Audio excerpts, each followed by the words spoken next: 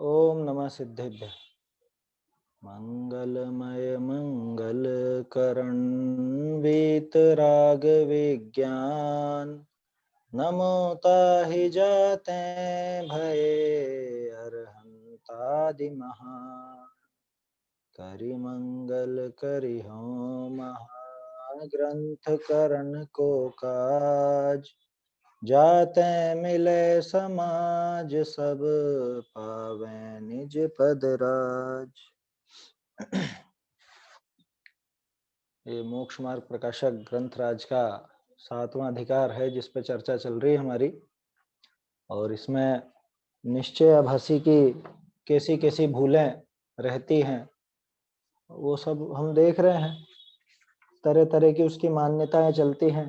4 तरह की उसकी जो खास खास भूलें थी वो हमने देखी। और बहुत सारी अपेक्षाएं यहाँ पे टोडरमल जी ने हमारे सामने खोल कर रख दी हैं कि जिनागम में जो अलग अलग तरह के कथन मिलते हैं, कहीं पर द्रव्य को ही शुद्ध कह दिया, कहीं पर अशुद्ध के मतलब जीव को शुद्ध कह दिया, अशुद्ध कह दिया, कहीं रागादि का कर्ता बता दिया, कहीं रागादि का अकर्ता बता दिया। तो क्या है वो सब चक्कर, क्या उनकी अपेक्षाएं हैं, क्या उसमें मुख्य विवक्षा है जिसकी वजह से ऐसा कथन करते हैं आचार्य। ये सारी चीजें टोडरमल जी ने काफी स्पष्ट रूप से हमारे सामने रख दी है।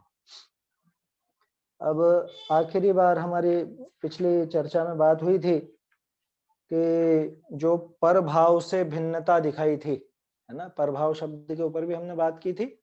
कहीं पर तो परभाव से बिल्कुल भिन्नता दिखाई, और भिन्नता दिखाई तो परभाव शब्द का अर्थ कहीं पर तो अन्य द्रव्य से ही लिया और कहीं पर परभाव में रागादि भावों को भी शामिल किया। तो जगह जगह पर विवक्षा बदलने के कारण अर्थ बदल जाता है। जहां पे द्रव्य दृष्टि करानी है, जहां पे द्रव्य की मुख्यता से कथन है, तो वहां पर तो परभाव में रागादि को भी शामिल कर लेंगे। और जहां पर अपना वस्तु स्वरूप मतलब द्रव्य गुण पर्याय दिखाना है, वहां पे परभाव में मात्र परद्रव्य को ही लिया जाएगा। ऐसी अलग अलग अपेक्षाएं थी, तो ये स्पष्ट कर दी। अब आगे अपने को बढ़ना है, पेज नंबर 200 पर अब अपन देखेंगे। 200 में ऊपर ही ऊपर 3 छोटे छोटे पैराग्राफ हैं 2-2 लाइन के। वहां टोडरमल जी ने आखिर में एक तरह से यूं समझ लीजिए कि सार रूप में ये बता दिया कि भैया तुम्हारी जो ये मान्यताएं हैं, ये केवल ज्ञान मानते हो तो वो केवल शब्द का क्या अर्थ जानना, कि वर्तमान में वो जो शुद्धता है वो शुद्धता कैसी है, खुद को अभी केवली मानोगे तो क्या दिक्कत है, वो सब यहाँ पे ऊपर ही ऊपर बता दिया है। केवल शब्द का अर्थ कैसा, कि पर भाव से भिन्न निष्केवल आप ही। केवल माने मात्र, निष्केवल कि मात्र वो ही रह जाए, पर भाव से पूरी भिन्नता हो, उसी का अर्थ केवल है। और केवल ज्ञान स्वभावी हूं माने ज्ञान को छोड़ के बाकी सब मैं नहीं हूं। जब अपन स्वभाव की बात करें और केवल ज्ञान स्वभाव कहें तो रागादि भी मेरी पर्याय में, लेकिन उनको शामिल नहीं करना, मात्र ज्ञान को ही पकड़ना, ये निष्केवल निष्केवल ज्ञान, तो वो केवल शब्द का अर्थ है। ऐसे ही अन्य यथार्थ अर्थ का उदाहरण करना चाहिए। पर्याय अपेक्षा शुद्धपने की बात थी, है ना, तो पर्याय अपेक्षा शुद्धपना मानोगे तो यहाँ एक सुधार है। पर्याय अपेक्षा शुद्धपना मानने से तथा अपने को, ये अपने का लिखा है ना यहाँ पे स्मारक वाली प्रति में, अपने को केवली मानने से महाविपरीतता होती है। इसलिए द्रव्य पर्याय रूप अवलोकन करना अपने को, ये कितनी गजब की बात लिख दी टोडरमल जी ने, कि अपने को द्रव्य पर्याय रूप अवलोकन करना। क्या मतलब, कि द्रव्य पर्याय दोनों तरह से मान ले, मैं खुद को कैसा माने, क्या माने। द्रव्य पर्याय रूप माने कि भाई द्रव्य को देखो तो द्रव्य का स्वभाव ही शामिल करना, उसमें पर्याय की बात करो तो पर्याय का स्वभाव ही शामिल करना। ऐसा नहीं कि द्रव्य में तो पर्याय को घुसा दो और पर्याय में द्रव्य को घुसा दो, ये नहीं चलेगा। आगे खुलासा कर दिया उन्होंने, द्रव्य से सामान्य स्वरूप अवलोकन करना, पर्याय में अवस्था विशेष अवधारण करना। क्या, कि जब द्रव्य स्वरूप की बात हो, द्रव्य दृष्टि की बात हो, अपना स्वभाव देखने की बात हो, तो वहां तो अपने को सामान्य स्वरूप अवलोकन करना। सामान्य स्वरूप माने कि द्रव्य का जैसा स्वभाव है वैसा, उसको कहते हैं सामान्य स्वरूप। सामान्य का आविर्भाव जो पलटता नहीं है, एक सा बना रहता है ना, त्रिकाल वैसा का वैसा ही बना रहता है, ऐसा ऐसा देखना। पर्याय में अवस्था विशेष अवधारण करना, यानी जब पर्याय की बात चले, पर्याय को देखो तो वहां पे विशेष अवधारण करना। विशेष का मतलब कि जब जैसी हो वैसी, कि वो हर समय एक जैसी नहीं रहेगी। पर्याय में केवल ज्ञान स्वभाव, केवल ज्ञान स्वभाव को बोल रहे हो, उसको पर्याय में शामिल करोगे, वो हमेशा केवल ज्ञान कहाँ, हमेशा राग द्वेष से रहित पना कहाँ नजर आ रहा है। तो द्रव्य जैसा है वो द्रव्य दृष्टि होने पर वैसा धारण करना, पर्याय जैसी है पर्याय की बात चलने पर उसको धारण करना, इतनी सीधी बात है। इस प्रकार चिंतन करने से सम्यक दृष्टि होती है ना, होता है नहीं, होती है, ये दृष्टि सम्यक होती है, ऐसा इसका अर्थ लेना। जो सम्यक दर्शन होती है, श्रद्धा सम्यक होती है, क्योंकि अब ये जो सच्चा अवलोकन लिखा ना, सच्चा अवलोकन क्या होता है? सत्य का अवलोकन, सच का अवलोकन है, ये सच्चा नहीं है। असल में मूल में क्या था, देखो मैं आपको दिखाता हूँ, ये तीनों सुधार वहां नजर आ जाएंगे, और एक और आगे सुधार आ रहा है अगले पैराग्राफ में, वो भी आपको दिख जाएगा। मैं यहां से दिखाता हूँ आपको।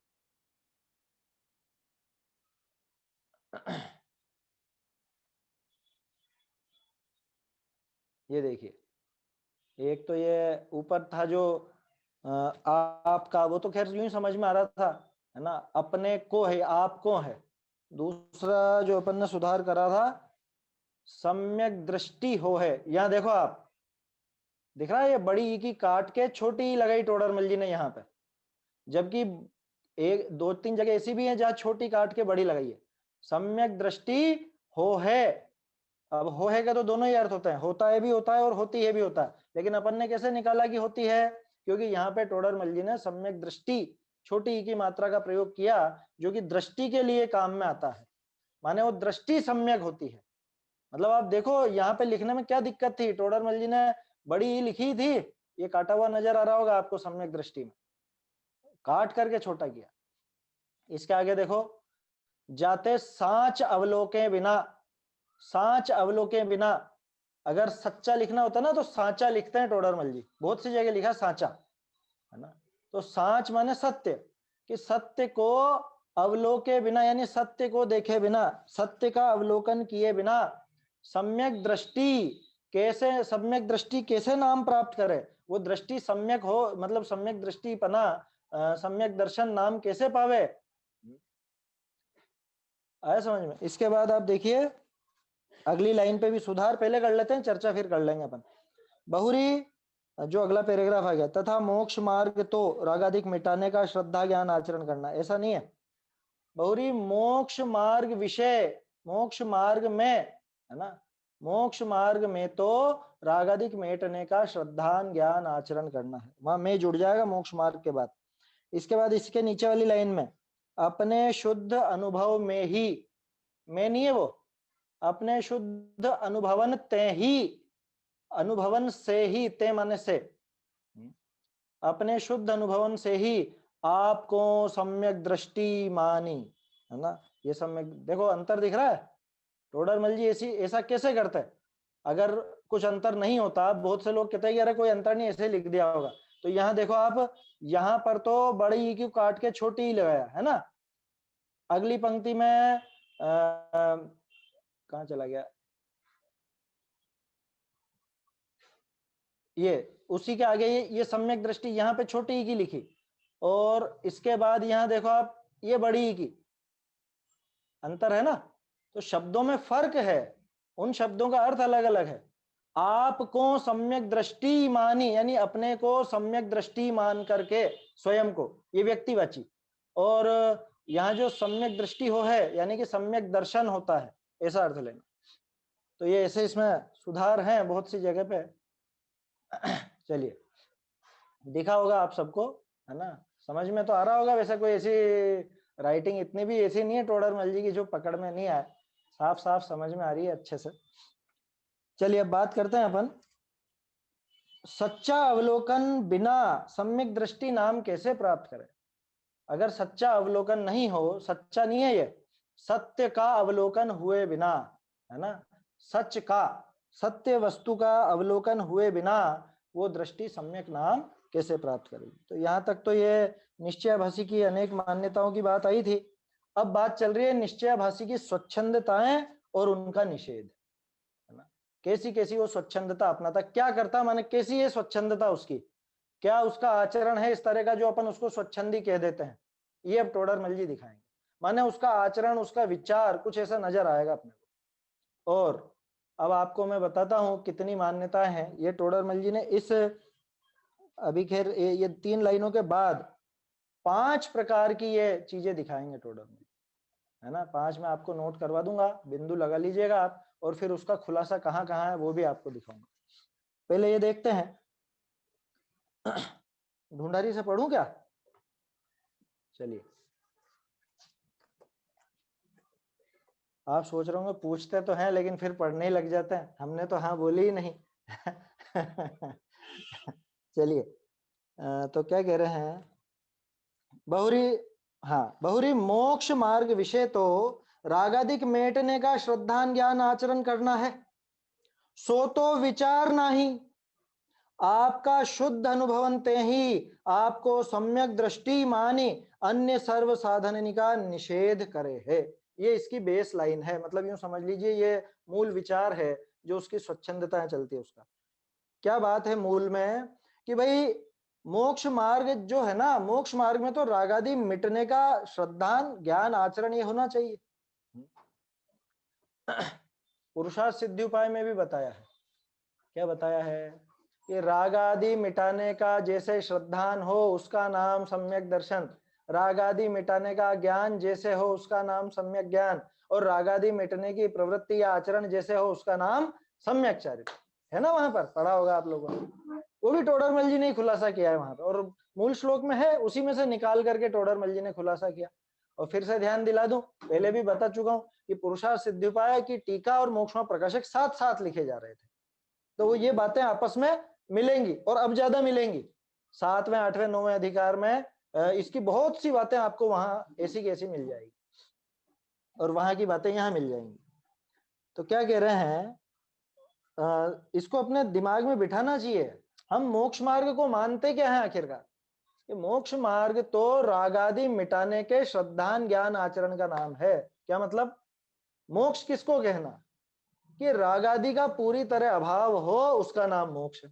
कि ऐसी परिभाषा तो पढ़ी नहीं, अरे क्या परिभाषा पढ़ी फिर हमने, हमने पढ़ा पूर्ण सुखी होने का नाम मोक्ष, ठीक है। तो पूर्ण सुखी किससे होगा, टोडरमल जी साहब ने सिद्ध किया है कि आकुलता मिटेगी तो ये सुखी होगा। क्यों कि आकुलता बराबर दुख, है ना। आकुलता इज इक्वल टू कषाय इज इक्वल टू इच्छा इज इक्वल टू दुख, बराबर लगा सकते हो आप इन सब में।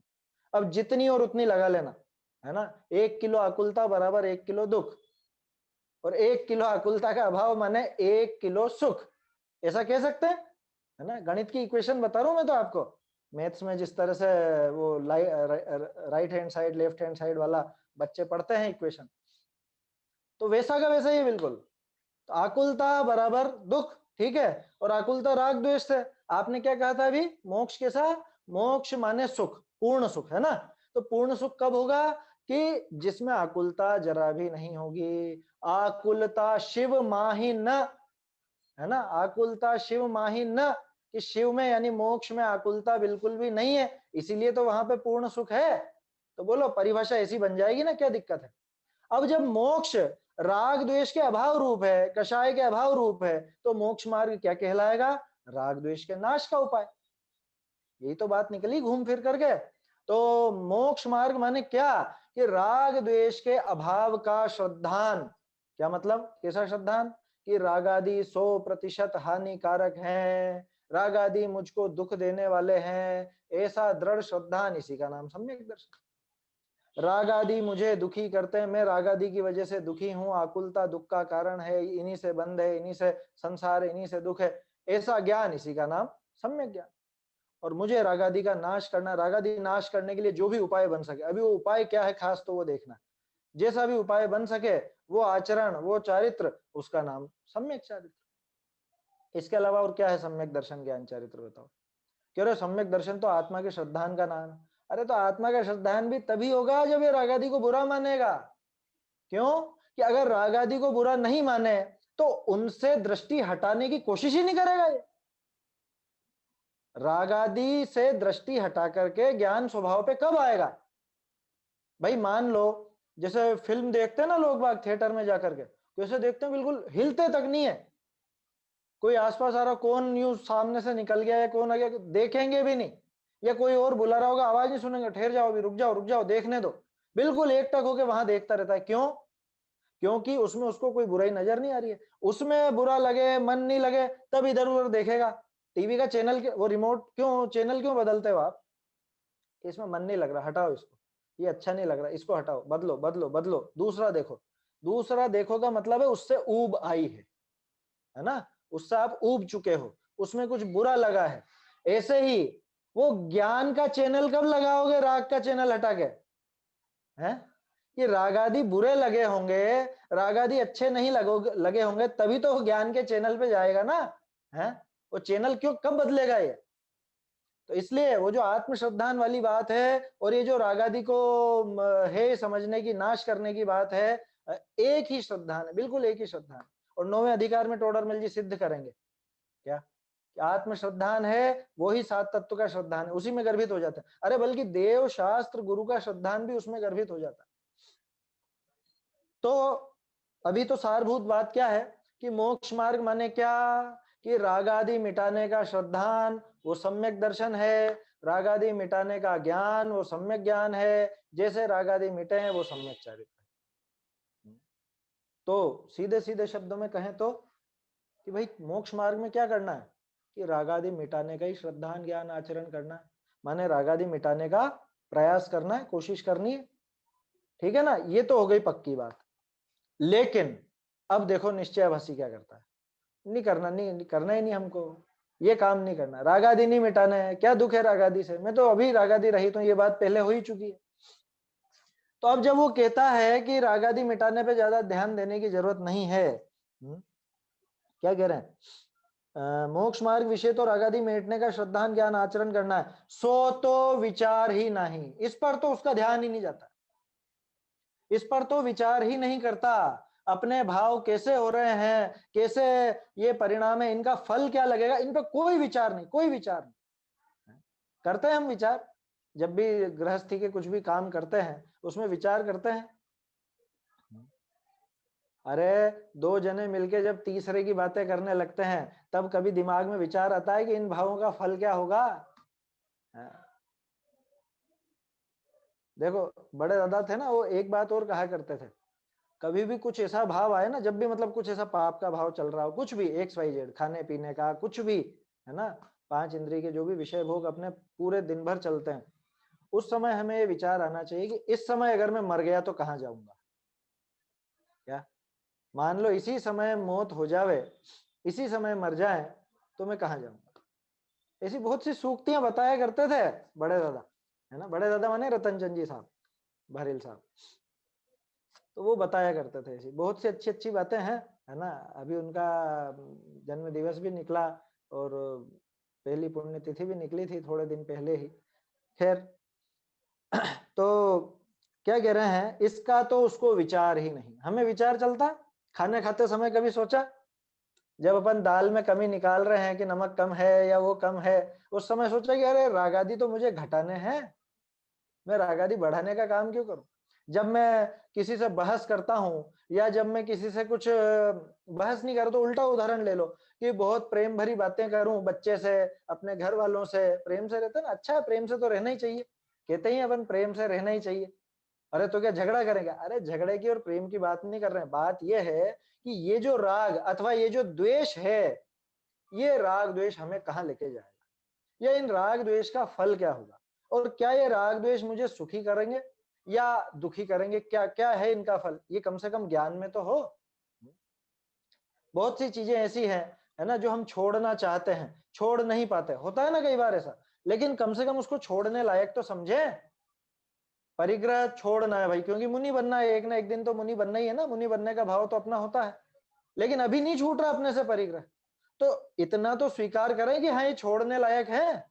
ठीक उसी तरह से रागादि अभी नहीं छूट पा रहा है ना, घर गृहस्थी में है, परिवार जन है, रिश्तेदार हैं, व्यापार आदि, ये सब चीजें हैं, उसमें राग भी होता है, द्वेष भी होता है, ये सब चीजें चल रही हैं, लेकिन इसी के बीच में एक वो धारा चलनी चाहिए या नहीं कि ये छोड़ने लायक है, ये मुझे खत्म करना है, नष्ट करना है, इनको ज्यादा समय रखना नहीं है, क्योंकि मुझे तो सुखी होना है। सो इसका तो विचार ही नहीं, निश्चयाभासी जीव के, निश्चयाभासी के इसका कोई विचार नहीं। निश्चयाभासी के क्या, संसार में जो समझ लो जो साधक जीव है, जो मोक्ष मार्ग में लगना चाहता है या जो लगा हुआ है, उनको छोड़ दो, बाकी किसी जीव को विचार नहीं, किसी को भी विचार नहीं, निश्चयाभासी हो कि कोई और हो। क्या, रागादि मेटने का श्रद्धान ज्ञान आचरण करना है, सो तो विचार नहीं। आप आपको आपका आपका शुद्ध अनुभवन ते ही, है ना, स्वयं के शुद्ध अनुभवन से ही आपको सम्यक दृष्टि मानी अन्य सर्व साधन का निषेध करे है। क्या, अपने को अपने बस वो शुद्ध अनुभव से, और शुद्ध अनुभव का अर्थ बताया था ना, ख्याल, बस अनुभव हुआ नहीं है, कोरे ख्यालों में, जैसे ख्याली पुलाव बोलते हैं ना, वैसे ही कोरे ख्यालों में खुद को शुद्ध मान बैठा है, और उस शुद्ध अनुभव से ही, अपने शुद्ध अनुभवन से ही आपको सम्यक दृष्टि मान के, अपन तो सम्यक दृष्टि हो गया, अब अपने को कुछ करने की आवश्यकता नहीं, अन्य सर्व साधनी को निषेध करे है, साधननी का निषेध करे है, सब साधनों का निषेध करता है। अब कैसी होती है उसकी प्रवृत्ति, स्वच्छंदता किस तरह से फैलती है उसकी, ये 5 चीजों से बताएंगे टोडरमल जी। ये अगले पैराग्राफ में 5 का नाम आ गया, और फिर इन्हीं का लाइन से खुलासा करेंगे। सबसे पहला, शास्त्राभ्यास करना निरर्थक बतलाता है ना, चाहो तो आप नंबर लगाते जाओ, 1 नंबर लगा लो इसके पहले ही, शास्त्राभ्यास करना निरर्थक बतलाता है, शास्त्राभ्यास की कोई कीमत नहीं उसके दिमाग में। दूसरा, द्रव्याधिक के तथा गुणस्थान मार्गणा त्रिलोक आदि के विचार को विकल्प ठहराता है, माने पहले में तो सारे शास्त्रों का निषेध आ गया, दूसरे में कि और शास्त्र नहीं पढ़ना, शास्त्र पढ़ लूंगा लेकिन सिर्फ अध्यात्म के, बाकी के नहीं पढ़ूंगा, तो द्रव्यादि का भी विचार नहीं करता, गुणस्थान मार्गणा त्रिलोक आदि का विचार भी नहीं करता।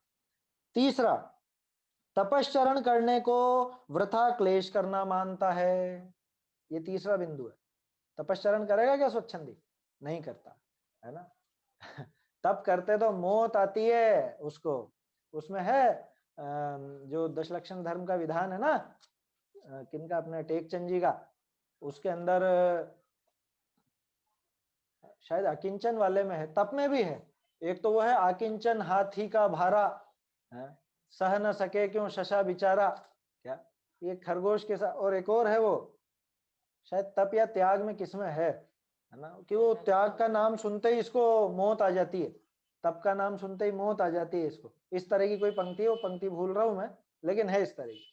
क्या, तो तपश्चरण करने को वृथा क्लेश करना मानता है।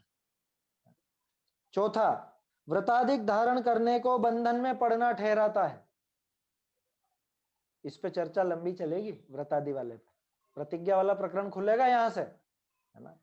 व्रताधिक धारण करने को बंधन में नहीं पड़ना, नियम नहीं लेना, व्रत माने नियम, नियम कायदा प्रतिज्ञा जो भी आप नाम देना चाहो, सौगंध वगैरह, वो सब इसमें आ जाएंगे। तो व्रतादि धारण करने को बंधन में पड़ना मानता है, अरे बंधन में नहीं पड़ना, अभी आराम से अपन कर लो, धर्म साधन करेंगे लेकिन बंधन में नहीं करेंगे, बंधन में नहीं पड़ना। और पांचवा, पूजन आदि कार्यों को शुभाश्रव जानकर हेय प्ररूपित करता है। बोलो, टोडरमल जी ने सब चीजों की स्थापना कर दी, सारी धार्मिक क्रियाओं की, और लोग क्या कहते हैं कि टोडरमल जी और टोडरमल जी को पढ़ने वाले तो धार्मिक क्रियाओं को उड़ा देते हैं। एक एक चीज को स्थापित किया है, पूजा पाठ आदि सबको, पूजन आदि कार्यों को भी स्थापित किया यहाँ, व्रताधिक को, तपश्चरण को, है, शास्त्राभ्यास तो सबसे पहले, निश्चयाभासी इन सबको, इन पांचों, ये 5 तो उदाहरण है, इत्यादि लिखा ना टोडरमल जी ने, इत्यादि सर्व साधनों को उठाकर, सर्व साधनों को उठाकर प्रमादी होकर परिणमित होता है।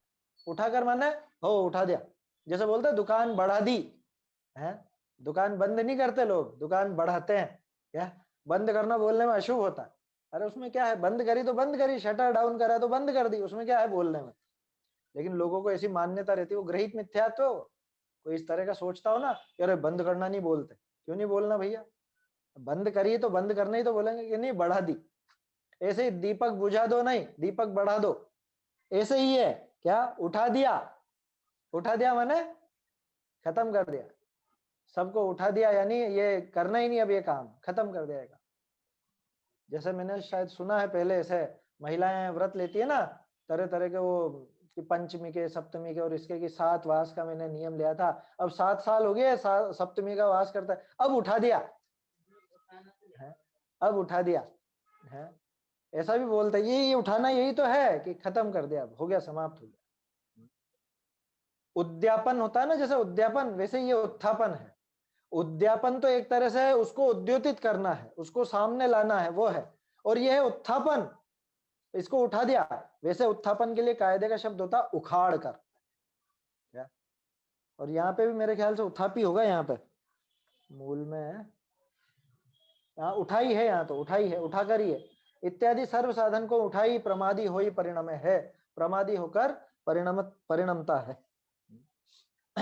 तो अब क्रम से इनकी एक एक के अपन बात करेंगे, पूरा पूरा नहीं पढ़ेंगे, जो खास खास बिंदु होंगे वो बात कर लेंगे। वैसे विषय कठिन नहीं है, आप सब अलग से देखें जरूर इसको, पूरे विषय को, लेकिन पूरा अगर विषय लेंगे तो बहुत लंबा प्रकरण हो जाएगा। तो सबसे पहला बिंदु, शास्त्राभ्यास करना निरर्थक बतलाता। ये आपके चलेगा, ये अब यदि से लेकर के अगले पेज पे, इसलिए शास्त्राभ्यास में उपयोग लगाना योग्य है। अगले पेज पे नीचे नीचे दे रखा है 201 पेज पर, वहां तक ये पूरा प्रकरण है। शास्त्राभ्यास करना निरर्थक का निषेध है ये। तो क्या कहा उसने कि साहब शास्त्राभ्यास वगैरह नहीं करना। क्यों नहीं करना? अरे सम्यक दृष्टि है अपन, तो अपने को क्या जरूरत है शास्त्राभ्यास क्यों नहीं करना? कि शास्त्राभ्यास तो सम्यक दर्शन के लिए किया जाता, हमको तो हो ही गया सम्यक दर्शन, है ना, हमने तो आत्मा का अनुभवन कर ही लिया, तो अब हमको शास्त्राभ्यास की क्या आवश्यकता? ऐसा कह करके शास्त्राभ्यास का निषेध करता है। अब टोडरमल जी साहब ने क्या बताया, कितना सुंदर यहाँ पे लिखा है वाक्य। यदि शास्त्राभ्यास निरर्थक हो तो मुनियों को भी ध्यान और अध्ययन, ये दो ही कार्य मुख्य है, दो ही कार्य मुख्य हैं। ध्यान में उपयोग न लगे तब अध्ययन ही में उपयोग को लगाते हैं, बीच में अन्य स्थान उपयोग लगाने योग्य नहीं है। लो, ध्यान और अध्ययन के बीच में और कोई स्थान उपयोग लगाने योग्य नहीं है। क्या मतलब? कि भाई या तो आत्मा में लीन रहो, आत्मा में लीन नहीं रहे तो किसमें लीन रहोगी? शास्त्र में। इसके अलावा तीसरी जगह लीन होने योग्य है ही नहीं। किन्होंने लिखा? टोडरमल जी ने? अरे आचार्यों ने लिखा है, ऐसा लिखा है और ये करते हैं वो। ज्ञान ध्यान तपो रक्तस तपस्वी स प्रशस्यते, रत्नकरण शाहुकाचार्य जी का शायद 10वां छंद है मेरे ख्याल से, है ना, 10वां ही होगा। क्या कहा? ज्ञान और ध्यान में, है ना, विषयों की आशा नहीं जिनके, साम्य भाव धन रखते हैं, है? निज पर के हित नहीं, उसके अंदर वो ये लाइन नहीं आई, वो एक और है ना इसका छंद, एक भजन है मुनियों की भक्ति का। क्या? नहीं नहीं, वो मेरी भावना वाला नहीं, मेरी भावना वाला नहीं, एक भजन है मुनियों की भक्ति का है, जिसके अंदर ही आता है, विषय आशा वशाती, विषय आशा वशाती तो निरारंभो परिग्रह ज्ञान ध्यान तपो रक्तस तपस्वी स प्रशस्यते। ये तो रत्नकरण जी का छंद है। और विषयों की आशा नहीं जिनके, तो मेरी भावना के अंदर आ गया। ऐसा का ऐसा ही एक छंद और है किसी भजन में, उसमें एज इट इज ये पूरा का पूरा ये पंक्तियां आ जाती है। खैर कोई दिक्कत नहीं, अपने को तो मूल जब छंद मालूम है तो बाकी तो साथ में उसका चलेगा ही चलेगा। खास क्या बात आई उसके अंदर कि ज्ञान ध्यान तपो रखता है। ज्ञान और ध्यान ये दो ही काम, ज्ञान माने शास्त्राभ्यास, और ध्यान तो आत्म ध्यान, आत्मलीनता, आत्मा का अनुभव। तो ये दो ही कार्य मुख्य बताए हैं। साधु की परिभाषा देखो आप, उसमें भी यही बताया है ना। शुरू में जो पहले पेज, पहले अधिकार में था साधुओं का वर्णन, साधु का स्वरूप बताया वहां पर।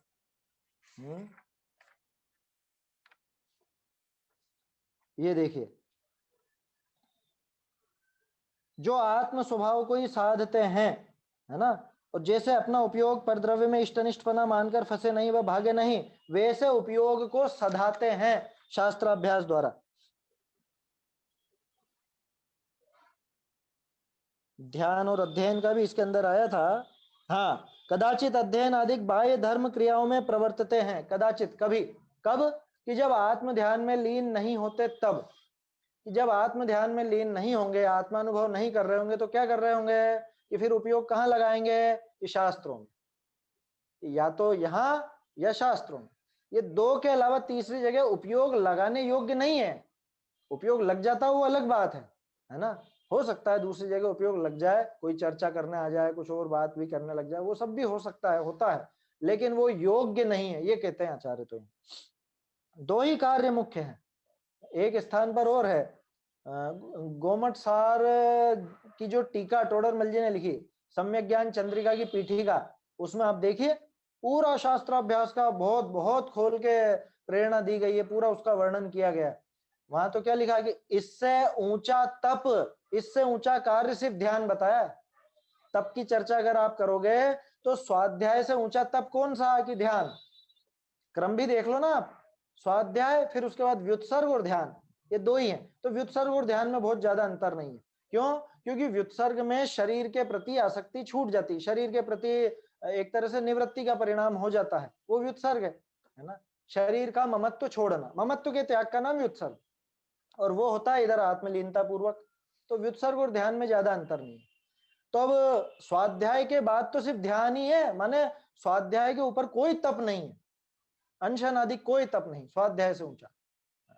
हरिवंश पुराण का छंद है वो, स्वाध्याय परमम तप, हरिवंश पुराण में है वो, है ना। और शायद मेरे ख्याल से पहले का 86वां या ऐसा कुछ नंबर भूल गया मैं, 86 नंबर का छंद है उसके अंदर हरिवंश पुराण में, पहले अधिकार का 86 या ऐसा ही कुछ। अगर कुछ और होगा तो मैं बता दूंगा देखकर, लेकिन उसका है अज्ञान प्रतिपक्षत्वात् स्वाध्याय परमम तपः, ऐसा पूरा छंद है वो। अज्ञान का प्रतिपक्षी होने से स्वाध्याय ही परम तप है।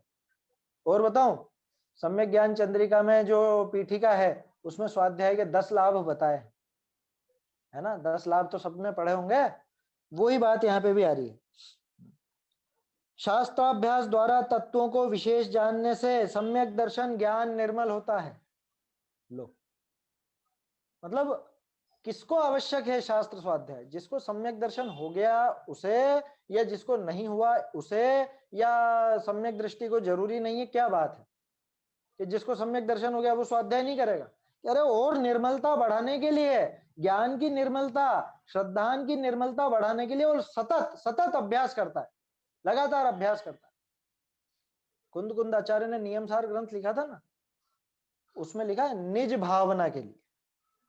नियमसार उन्होंने स्वयं की भावना के लिए लिखा था, स्वयं अभ्यास करने के लिए, स्वयं की भावना के लिए, उसको बार बार पढ़ करके या बार बार उसका विचार करके वो अपने आत्म स्वरूप को पहचाने, उसमें लीन हो, ऐसा वो स्वाध्याय का भाव था उनका, उसका। समझ में आई बात? तो शास्त्राभ्यास निरर्थक नहीं है ना। क्या कह रहे हैं? तथा वहां जब तक उपयोग रहे, कहां पे?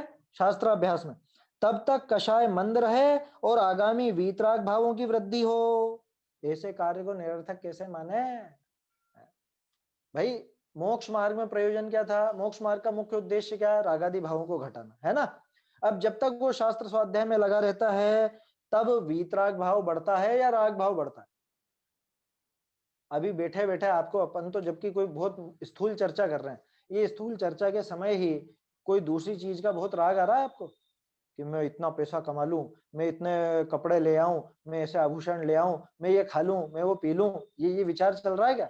जो लोग खाते पीते सुन रहे हैं उनकी बात नहीं कर रहा, है ना। क्योंकि ये भी पद्धति चल पड़ी है आजकल। क्या? क्यों नहीं साहब, हम हर समय सुनना चाहते हैं कि अरे थोड़ी देर गुनो भी सही, है ना। हर समय सुनोगे ही सुनोगे तो गुनोगे कब? उस पर विचार कब करोगे? तो भोजन आदि कर रहे हो उस समय सुन रहे हो तो भी कोई ऐसी मना नहीं है, लेकिन विचार करने के लिए समय निकालो, मेरा कहना ये है। भोजन आदि कर रहे हो तो उस समय विचार करो ना, दिक्कत क्या है? सुनने का रस बहुत है, चिंतन का रस नहीं है, जबकि चिंतन मुख्य होना चाहिए। और ये लॉकडाउन में तो ये सुविधा मिल गई ना, 24 घंटे में तो कितने 240 विद्वानों के प्रवचन चलते होंगे, किस किस के सुने? 24 घंटे सुने तो कम पड़ जाए भैया। कम पढ़ो, कम सुनो, चिंतन ज्यादा करो।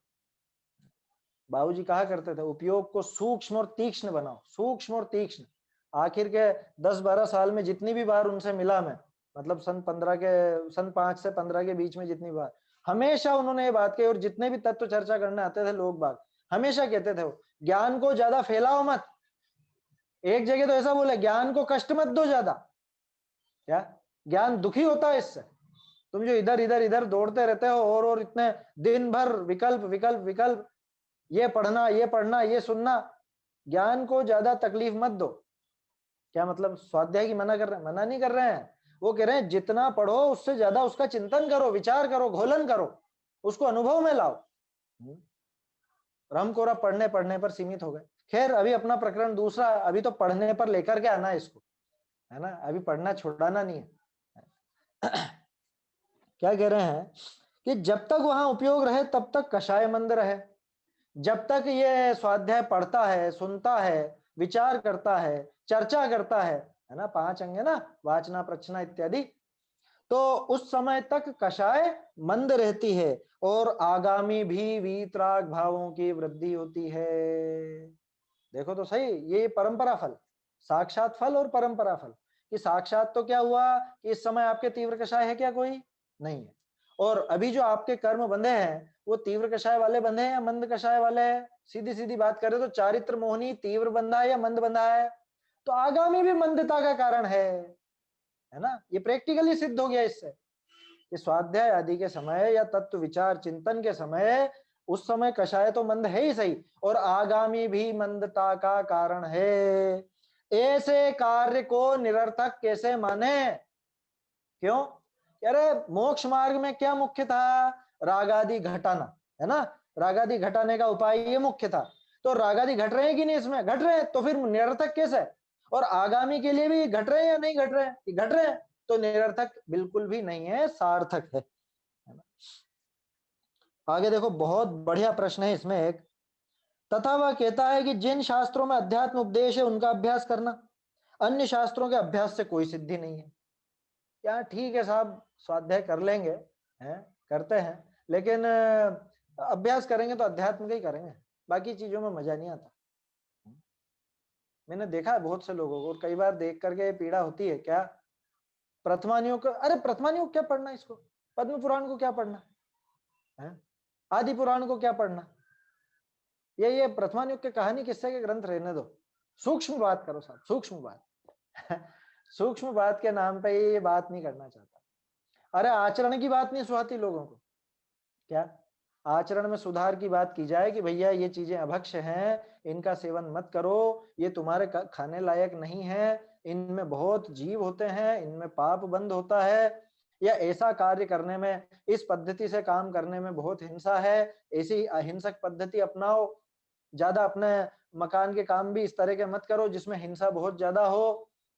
आजकल दिखावा भी बहुत हो गया ना, क्योंकि स्टेटस के नाम पे है, सारी क्रियाओं में, सब क्रियाओं में XYZ सब लगा लेना। सुबह उठने से लेकर रात तक जितनी भी क्रियाएं करते हैं हम, उन सब में, है ना, नहाना धोना, कपड़े लत्ते आभूषण, खाना कैसे बनाना, कैसे खाना, कैसे धोना, एक बर्तन वगैरह, ये सब चीजों में कितनी हिंसक क्रियाएं होती हैं, उनसे कैसे बचा जाए, अहिंसक क्रिया कैसे की जाए, ये बात करें तो अरे आगे बढ़ो साहब, आगे बढ़ो, अध्यात्म की बात सुनो। ऐसी ये बात कर रहा है कि जिन शास्त्रों में अध्यात्म उपदेश है उनका अभ्यास करना, अन्य शास्त्रों के अभ्यास से कोई सिद्धि नहीं है। कि नहीं है कोई भी सिद्धि उनसे, कि हाँ उनसे सिद्धि नहीं, ये बात तो ठीक है, लेकिन तेरे जो 5 इंद्रिय के विषय भोग है उनसे तो कोई सिद्धि हो रही होगी, जो उनको छोड़कर तो वहां लगता है? उनसे हो रही होगी सिद्धि, फिर जब इनसे सिद्धि नहीं है तो कह रहे ये तो बाहरी क्रिया है, बाहरी क्रिया है। सही बात है, बाहरी क्रिया ही है। वो तेरे जो भाव हो रहे हैं बाहर के प्रति, वो सारे बाहरी हैं, ये मालूम है या नहीं? और कहां पे खड़ा होकर के बोल रहा है कि बाहरी क्रिया है? 5 इंद्रिय के विषय भोग बाहरी क्रिया नहीं है। और ये जो तू व्रत आदि के लिए बाहरी क्रिया कहता है, तो तूने अंतरंग क्रिया कौन सी कर ली अभी तक? कोई अंतरंग क्रिया की क्या? आत्मानुभव किया क्या, जो कहता है कि ये बाहरी क्रिया है और इनका निषेध करना चाहता है? तो ये चीजें समझने की हैं। अब देखो टोडरमल जी का जवाब देखो खास, तो ये तो अपन ने ऐसे ही बात की अभी, तो टोडरमल जी किस तरह से पकड़ते हैं इसको। यदि तेरे सच्ची दृष्टि हुई है तो सभी जैन शास्त्र कार्यकारी हैं, तुझे तो मना करना ही नहीं चाहिए, है? वहां भी मुख्यतः अध्यात्म शास्त्र में तो आत्म स्वरूप का मुख्य कथन है। सो सम्यक दृष्टि होने पर आत्म स्वरूप का निर्णय तो हो चुका। अब जो तू अध्यात्म का पक्ष ज्यादा ले रहा है, तो अध्यात्म तो तू पी के ही बैठा हुआ है, तो तुझे अब अध्यात्म नहीं पढ़ना चाहिए, तुझे कुछ और पढ़ना चाहिए, क्योंकि उसमें से जो माल मिलना था वो तो तूने ले ही लिया ना। है, वो तो तुझे मिल चुका है, तू खुद ही कह रहा है कि हाँ हाँ ये चीज तो अच्छी, ये हमने ग्रहण कर लिया है। तो जब इतना तूने ग्रहण कर लिया, तो अब अन्य अन्य की तरफ देख, अब थोड़ा सा, है ना, ये राज्य जीत लिया, अब दूसरे राज्यों को जीतने चलो। सो सम्यक दृष्टि होने पर, सम्यक दर्शन होने पर, है ना, छोटी ई की मात्रा है, सही है, सम्यक दृष्टि होने पर आत्म स्वरूप का निर्णय तो हो ही चुका आपको। तब तो ज्ञान की निर्मलता के अर्थ व उपयोग को मंद कषाय रखने के अर्थ अन्य शास्त्रों का अभ्यास मुख्य चाहिए। अब तो तुझे दूसरों का मुख्य करना चाहिए, क्योंकि इसमें तो तूने महारत हासिल कर ली, इसमें तो तू हो गया पारंगत। अब आगे बढ़, अब दूसरे ग्रंथों को टटोल। तथा आत्म स्वरूप का निर्णय हुआ है, उसे स्पष्ट रखने के अर्थ अध्यात्म शास्त्रों का भी अभ्यास चाहिए। मना नहीं कर रहे टोडरमल जी, नहीं तो अभी यहाँ पे कह देता है कि अच्छा आपने तो अध्यात्म शास्त्रों को उड़ा ही दिया। उड़ा भी देते तो दिक्कत नहीं थी यहाँ पे, क्यों? क्योंकि निश्चयभाषी का प्रकरण है, वो अध्यात्म शास्त्रों को तो पढ़ता ही है, पढ़ के ही बैठा है। लेकिन फिर भी क्या कह रहे हैं टोडरमल जी, वाक्य पूरा नहीं है, अभी ध्यान रखिएगा। आत्म स्वरूप का अगर निर्णय हुआ है, तो उसे स्पष्ट रखने के लिए अध्यात्म शास्त्रों का भी अभ्यास चाहिए। ठीक है, कर, अच्छी बात है, परंतु अन्य शास्त्रों में अरुचि तो नहीं होना चाहिए। अच्छी बात है, अध्यात्म का पक्ष हो, अध्यात्म का रस हो, उसकी तरफ रुचि हो, लेकिन ये कहा कि नीति की अन्य शास्त्रों में अरुचि हो गई। मैंने देखा बहुत सबको कहते हो, अरे साहब प्रथमान योग में क्या वो नींद आने लगती है, प्रथमान योग में पता नहीं कहाँ कहाँ की बातें आ जाती है, उसमें फिर मजा नहीं आता। हमने तो खोल के देखा, शुरू के 5-10 पेज पढ़े, फिर रख दिया पढ़ के। ऐसी ऐसी बातें करते हैं लोग। प्रथमान योग का नाम क्यों ले रहा हूँ बार बार, क्योंकि सबसे ज्यादा उसी से चिढ़ते हैं लोग, अध्यात्म पढ़ने वाले। जबकि आप अगर उसको ध्यान से पढ़ोगे ना, तो उसमें अध्यात्म का ही पोषण। मुझे तो कई बार ऐसा लगता है कि प्रथमान योग की जो कथाएं हैं, जो ये कहानियां हैं जितनी भी, ये सब सिद्धांत और अध्यात्म का पोषण करने के लिए ही बनाई गई, जो भी बनाई गई है ना, सच है वो तो है ही, और बाकी जो बनाई गई है वो इसीलिए बनाई गई। बीच बीच में बहुत सी कथाएं डाली जाती है ना, वो सब अध्यात्म का पोषण करने के लिए है। और एक सुनील जी ब्रह्मचारी, आप सबने नाम सुना होगा, है ना, सुनील भैया जी हैं शिवपुरी के। उनकी तो ये गजब की शैली है, वो प्रथमान योग की कहानियों को, वो उन कहानियों को सिद्धांत पे ढाल देते हैं, है ना, वो उन कहानियों के माध्यम से लोगों को अध्यात्म और सिद्धांत पिला देते हैं। मुझे बहुत अच्छा लगता है, मेरे बच्चे को तो, बेटे को तो बहुत शौक है, वो सुनता रहता है उनके प्रवचन। वो बहुत अच्छी शैली है ना। वो चीज आप दिन भर सुनो, उसमें दिक्कत नहीं, वो तो आप खाते पीते भी सुनोगे तो भी वो आराम से समझ में आ जाएगी। अब प्रथमान योग की कहानी लेकर के और उसको पूरा फिट कर देते हैं वो अध्यात्म के ऊपर, सिद्धांत के ऊपर। तो अध्यात्म का पोषण भी उस प्रथमान योग से होता है, मैं ये कहना चाह रहा हूं। इसलिए प्रथमान योग से अरुचि नहीं रखना, या फिर कर्णान योग से अरुचि नहीं रखना, क्योंकि कर्णान योग से भी बहुत अरुचि होती है। अरे क्या करना, संख्याएं हैं, सब भूल जाते हैं, कि भले भूल जा, कोई दिक्कत नहीं, लेकिन उस समय तो तेरे उपयोग को यहाँ पे लगाए रखने का काम किया ना उसने, और आगे के लिए भी किया ना वो काम। ये मुझे पता है, कर्णान योग का अभ्यास लगातार रहे तो याद रहता, नहीं तो भूल जाते हैं, मैं खुद कह रहा हूं ये बात। लेकिन तो भी वो कार्यकारी है। क्यों है कार्यकारी? क्योंकि उस समय पर आपकी कषाएं अत्यंत मंद रही। एक और बात, जो अभी अपन ने बात की थी, उपयोग को सूक्ष्म और तीक्ष्ण बनाओ, उसमें कर्णन योग बहुत सहायक है, बहुत काम का है। क्या? कर्णन योग बहुत काम आता है, क्योंकि उसमें उपयोग लगाए रखना पड़ता है। तो तत्काल में वो उपयोग में, जैसे तलवार को धार लगाते हैं, ऐसे ही वो अपने उपयोग को धार लगाने के काम आता है वो तत्काल। और आगामी, कि उस समय जो आपकी कषायों की मंदता रही, तो आगामी बंद भी उसी हिसाब से मंद हुआ है। ऐसा नहीं है कि उपयोगी नहीं है, भले ही याद रहे चाहे नहीं रहे, वो आगे की बात है, वो तो क्षय उपशम के ऊपर। लेकिन आप अभ्यास से मना क्यों करो, पढ़ो उसको भी, कहाँ समस्या। अरे सोचो आप, टोडरमल जी जिनके हृदय में अध्यात्म कूट कूट कर भरा हुआ था, उन्होंने कर्णान योग के ग्रंथों की टीका लिखी, चरणान योग के ग्रंथों की टीका लिखी, आत्मानुशासन पुरुषार्थ सिद्धि उपाय, दोनों चरणान योग के ग्रंथ। गोमट सार, जीव कांड, कर्म कांड, लब्धि सार, त्रिलोक सार, कर्णानुयोग के ग्रंथ, सिद्धांत के ग्रंथ, है ना। एक प्रथमा नियोग ही बचा था, लेकिन प्रथमा नियोग की कहानियां भी बीच बीच में आ ही जाती है ना, मिल जाते हैं उदाहरण, मिल जाते हैं। टोडरमल जी के उदाहरण तो यूं ही जगत प्रसिद्ध हैं। तो टोडरमल जी तो चारों अनुयोग, और अब अगला जो अधिकार आएगा 8वां अधिकार, उसमें तो चारों अनुयोगों को ही कैसे अभ्यास करना, उनमें क्या क्या दोष कल्पनाओं का निराकरण, मतलब वो सारी बातें टोडरमल जी ने ली है। हमारे दिमाग में उनके बारे में क्या मान्यताएं चलती है उन शास्त्रों के। 8वां अधिकार है ना, उसके पहले एक बात आप लोगों से कहना चाहूंगा। सम्यक ज्ञान चंद्रिका की पीठिका 16 पेज की है मात्र, ज्यादा नहीं है। वो आप पढ़िए, और जब अपन 8वां अधिकार पढ़ेंगे उसके पहले वो पढ़ लेना। वो आपको ऐसा लगेगा ये तो साथ साथ लिखे हुए होंगे। 6 साल का अंतर है दोनों रचनाओं में। संवत 1818 में सम्यक ज्ञान चंद्रिका लिखी थी, और बल्कि शायद 17 में लिख दी होगी पीठिका, तो क्योंकि ग्रंथ लिखने में भी तो समय लगा होगा, पीठिका तो सबसे पहले लिखी थी। और ये यहाँ पे 8वां अधिकार आखिर में आ चुके थे बिल्कुल। तो बिल्कुल ऐसा लगता है कि एक ही बात चल रही है। खैर, अभी तो हम ये देखें, ये लाइन अंडरलाइन करने लायक है। आत्म स्वरूप का निर्णय हुआ, उसे स्पष्ट रखने के लिए अध्यात्म शास्त्रों का भी, का लगा लीजिएगा यहाँ पे, अध्यात्म शास्त्रों का भी अभ्यास चाहिए, परंतु अन्य शास्त्रों में अरुचि तो नहीं होना चाहिए। जिसको अन्य शास्त्रों की अरुचि है, उसे अध्यात्म की रुचि सच्ची नहीं है। ये अंडरलाइन कर लो इसको, ये बोल्ड में होना चाहिए था। तो जिसको अन्य शास्त्रों की अरुचि है, उसे अध्यात्म की रुचि सच्ची नहीं है बिल्कुल भी। झूठ बोलता है वो कि उसको शास्त्र स्वाध्याय पसंद है। इसलिए अब अपने अंतरंग को टटोलिए कि कहीं हम भी तो इसी श्रेणी में नहीं है कि अरे हमको नहीं जमता ये ग्रंथ, हमको नहीं जमता, हमें तो आप अध्यात्म सुनो, समय सार सुनाओ साहब, समय सार सुनाओ, नियम सार की बात करो। कि साहब अष्टपहुड़ क्यों नहीं, या और जो ग्रंथ बताए यहाँ वो क्यों नहीं, वो सब का भी अभ्यास होना चाहिए। अध्यात्म की रुचि हो, लेकिन अन्य की अरुचि नहीं हो, है ना। होता है किसी को कोई फेवरेट होता है, किसी को कोई फेवरेट होता है, लेकिन बुरा तो नहीं लगना चाहिए ना। ठीक है, अच्छी बात है, अपने को अध्यात्म फेवरेट है, लेकिन इसका यह अर्थ तो नहीं कि दूसरे अनुयोग अपने को उनसे अरुचि हो जाए। उनमें भी रुचि रहनी चाहिए, उनके प्रति भी थोड़ा मतलब थोड़ा क्या, उनके प्रति भी पूरा सम्मान का भाव तो पूरा ही रहना चाहिए, और उनका भी अभ्यास करते रहना चाहिए। लिखेंगे 8वें अधिकार में टोडरमल जी, कभी इसका कभी उसका पलट पलट कर अभ्यास करे, ऐसा सब लिखेंगे। अभी तो समय हो गया है, मैं सोच रहा था पहला बिंदु तो हो जाता शायद आज अपना। कोई दिक्कत नहीं, सरल है वैसे, है ना। आप सब आगे पीछे का पूरा पढ़ के चलें, खास खास बिंदु अब अपन लेंगे।